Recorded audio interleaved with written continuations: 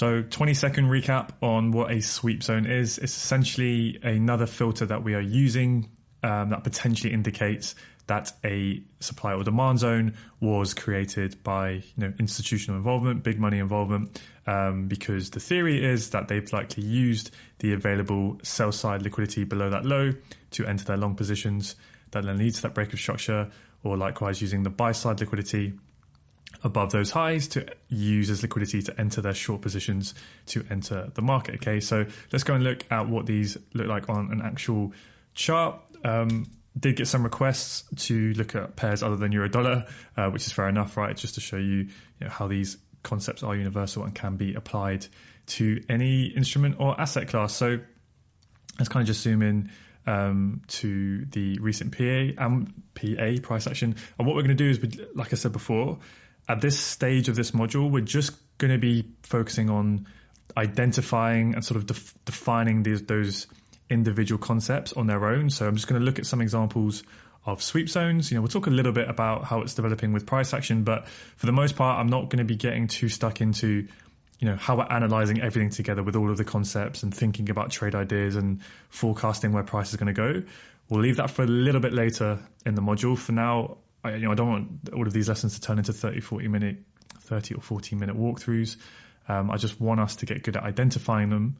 And then towards the end, right, we'll put it all together and we'll spend a lot more time kind of really walking through price slowly and using bar replay and all that fun stuff. So what we'll do is we'll kind of go from here and we'll go through sort of recent price examples to where we are. Now, one thing I'll say as well, I'll just zoom out on probably to the weekly chart on pound dollar, that when you get these sort of major breaks of monthly and weekly lows, right? And we can see that price ends up having these big pullbacks up towards a strong high. And then again, we get another big, massive, basically break of that low, and you get these sharp movements. Very often the sort of nearest structural high can be quite far away when you're trading down here. So like, for instance, it might be a bit more clear on the daily, like the last real sort of clear swing pullback is all the way up there. So for all of this time when price is trading here, yes, you can look at that as your strong daily high, but typically what I would advise is just kind of focus on the more recent price action and follow this, just because you've got such a massive swing range that, if you're trying to short every supply here, a lot of times, price is just going to react. It's just a catalyst for a pullback, right, to push up higher. Again, we'll talk about this a lot more when we come to internal and external range liquidity, but just because when I go through this, it will make a bit more sense as to why I'm going to start mapping structure, right, looking from within here, even though, yes, I know that the last swing high is probably all the way up here. When you get these big, massive sell-offs, sweep of the low, I'm basically going to start mapping my internal structure from here and just focusing on this, because otherwise, if you're just waiting to short from all of these supply zones, a lot of the time you are going to get smashed. So we kind of look down here and just start mapping that internal structure on the 4-hour chart. And we can see we had this break here. Now, what happened when we led to that break? Obviously, we have demand zones that came in to lead to that break of structure. But what do you notice? We have price come down, it pulls back up, right? And then it grabs the liquidity below that low, right? We get a sweep of liquidity, and then that fuels the move there to the upside. So let's just draw these on.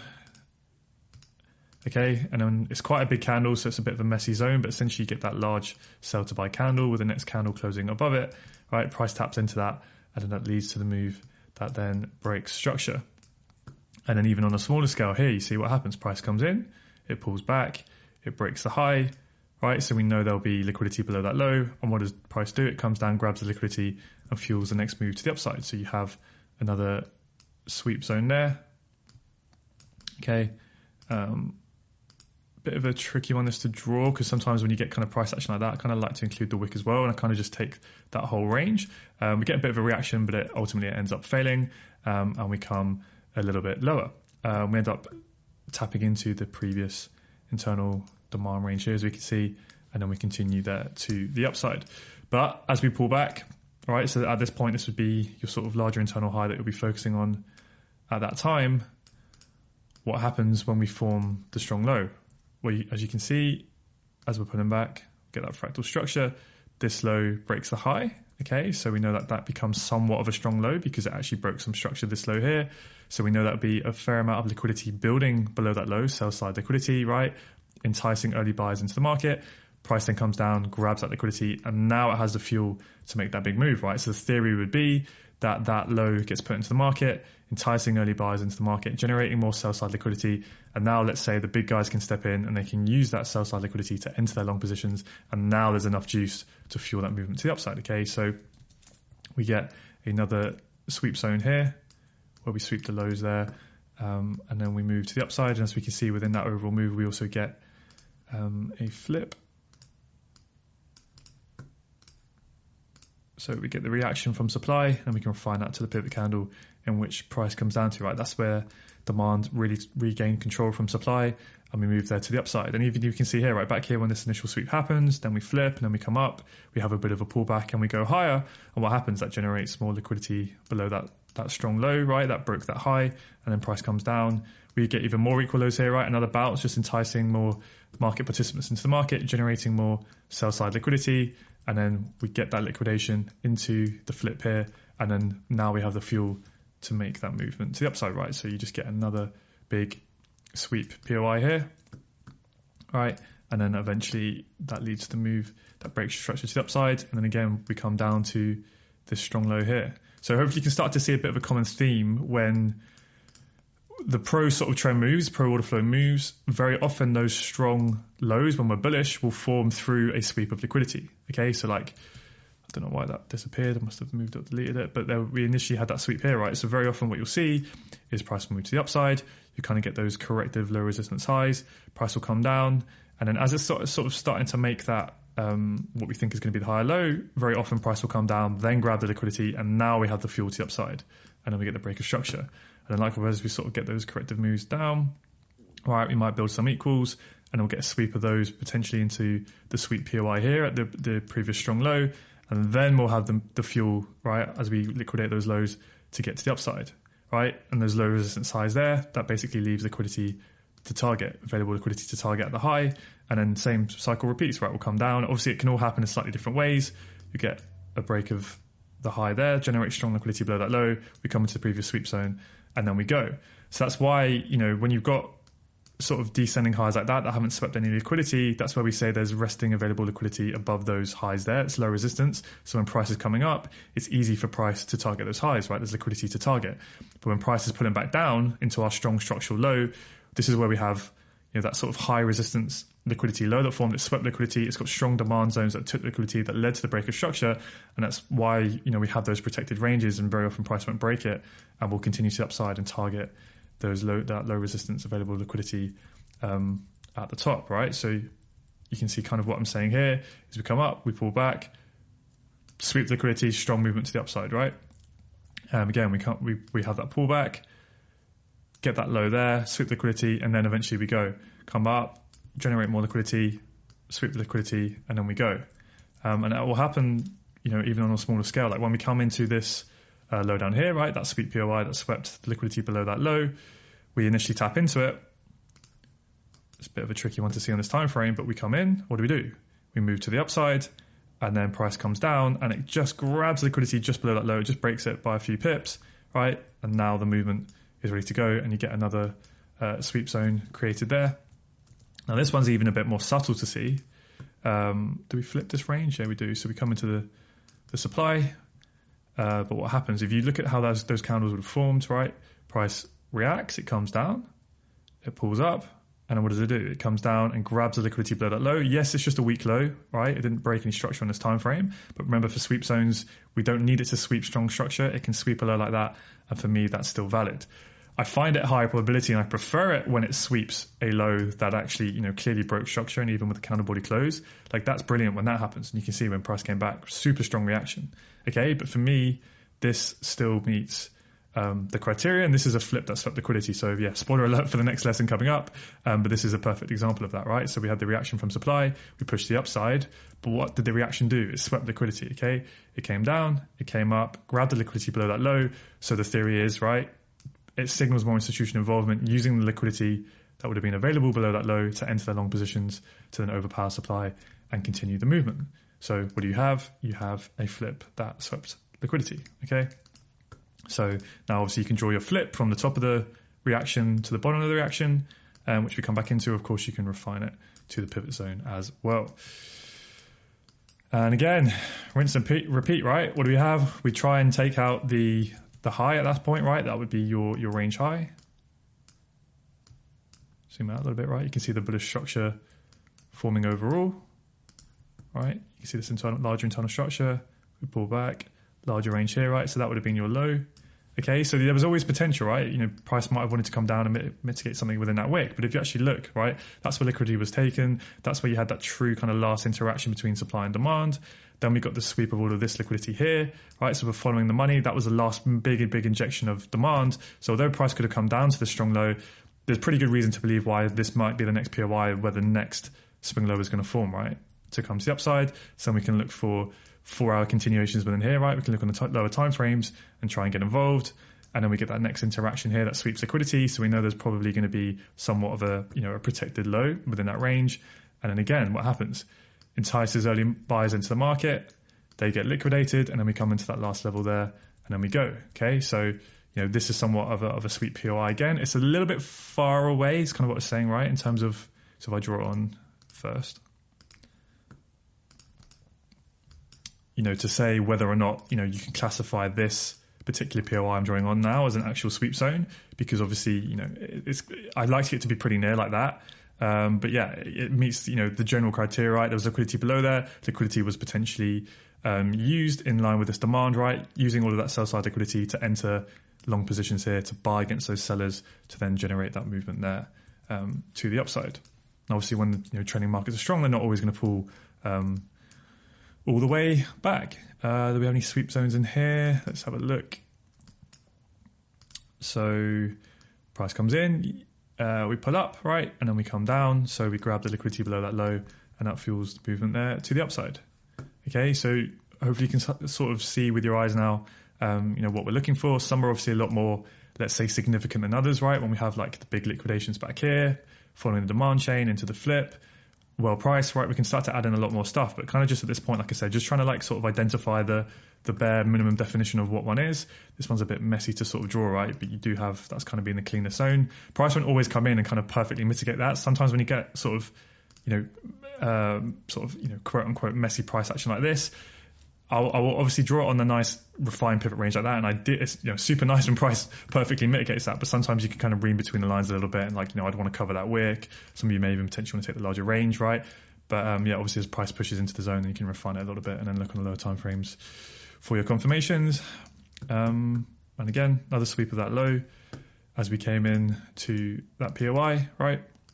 Now this movement here fails to break structure on this time frame.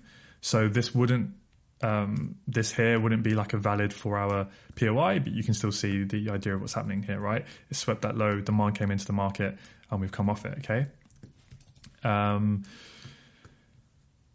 Let's kind of move along a little bit. So, we just keep getting those larger bricks of structure, just following that bullish order flow. Okay, this time we come into, I think this is a flip, so we have this level of demand here.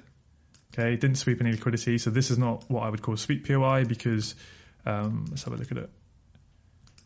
All right, if you look at the fractal structure, we come up, we pull back, and then all of those candles break the previous candle's high, then we pull back, and then we go. Okay, so if you look at that, it's just an up movement, down movement, up movement, down movement, up movement. So we don't sweep any actual low. Like for there to be a sweep zone, it would have had to sweep that low there, right? It would have had to come down, grab that low and go. So it would have had to sweep this. If that had done that and gone like that, then I would call it a sweep zone.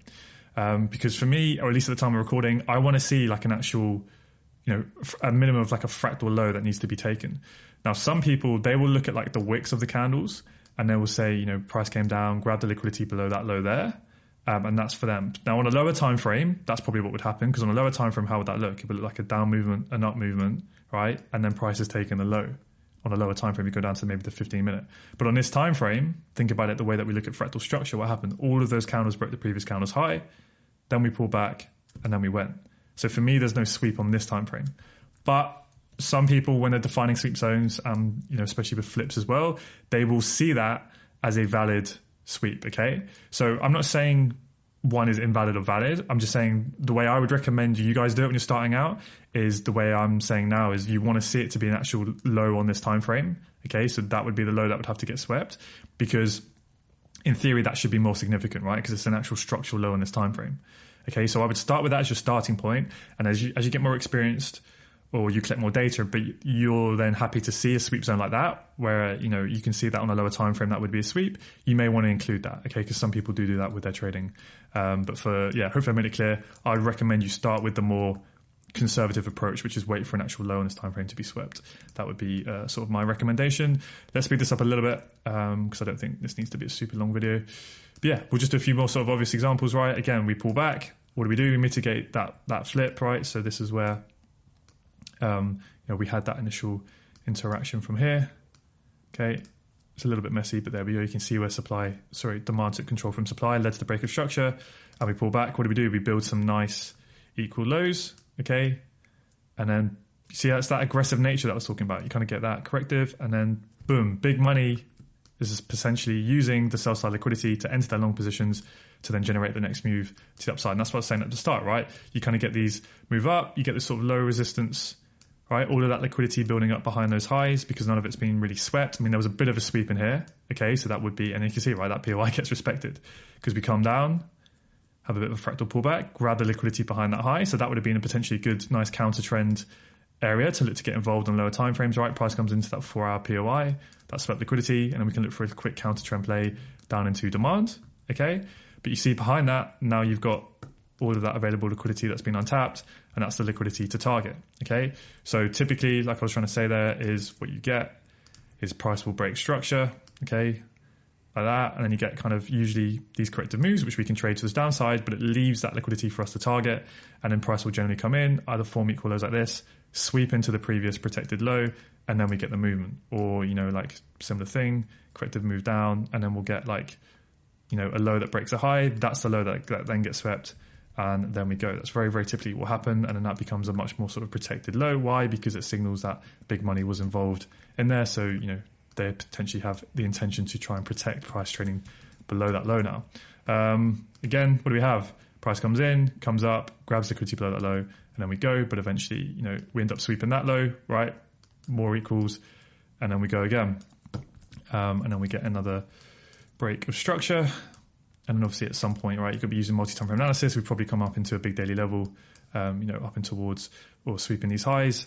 There's probably like a daily POI up here, right? And we start to shift a bit of structure to the downside, okay? So not getting too much, like I said, into trade ideas. It's more just kind of generally spotting how these sweep zone forms and how those protected swing ranges form right below, as I've kind of gone over. And yeah, we end up actually, you can see, on a bigger scale. We come into this low down here. We build some nice equals, enticing more traders into the market to generate more sell-side liquidity below those lows. There we go, trying to draw the poorly drawn dollar sign, sweep that liquidity, and then we go, right, even on scale there. So you've got a nice POI, sweep POI, strong movement there to the upside as all of that sell-side liquidity is used, and then almost bring us to where we are. What do we have? You see how it just keeps happening now. We come in, we come up, grab the liquidity below that low, then we get a break of structure here, and then this one happens quite quickly. It's probably news or something, but you can see as we break this high here, right, it happens almost in the next, basically straight away in the next candle, but you would have had, right, this breaks the high, so there would be decent liquidity below that low, and price literally comes down, grabs it, not by much, but you literally grabs the liquidity behind that high, and then fuels the next movement to the upside, right? So that was a super quick sweep of that low. After that low had already been swept there. And then we get another mini one here. So price comes down, pulls up, comes down, sweeps the liquidity below that low. Another break of structure to the upside. That then becomes your next sweep POI. Now with those sweep POIs, for like the ones where you get, so price comes in and then you get like a break of a high there, and then you sweep what we call like the strong low, right? I love POIs that do that. They don't have to. Remember I said with sweep zones, it can just sweep weak structure. So you can also have the example where, let me zoom out a little bit. Okay, let me just go back here. It's easier to show. Here, right? So that's a sweep of a weak low. That's a sweep of a strong low, right? Actually broke structure. So both of those are valid. I just prefer one that sweeps strong structure because arguably more sell side or more liquidity, right, has built below that low to break that high. So in theory, that should be a better zone. So for that low to kind of what I, would deem to be somewhat strong, like this low here, right? So we pull in, we come down, we come up, and that just breaks the high. So are we saying this is a strong low that then gets swept? I would prefer it to be one that actually does cause a body closure, okay? But, wick break will take it. It's better than not having it. So we get a sweep at that level, come back into the sweep POI, and that would be a level there. And then that pretty much brings us to where we are. I don't know if there's any sort of more clean, obvious examples. But yeah, so hopefully you can kind of get the idea of just what we're looking for. I don't think it's anything too complicated. It's just what we usually do is we just look for those zones as we have been before that lead to a break of structure. You draw it on, use your other analysis where market structure is it well priced? And then if you just want to ask yourself, is it a sweep zone? Just look left, and did it sweep any available nearby liquidity in the formation of that zone? And it can be another tick in the box as to why this should be an institutional zone and likely will be a protected low.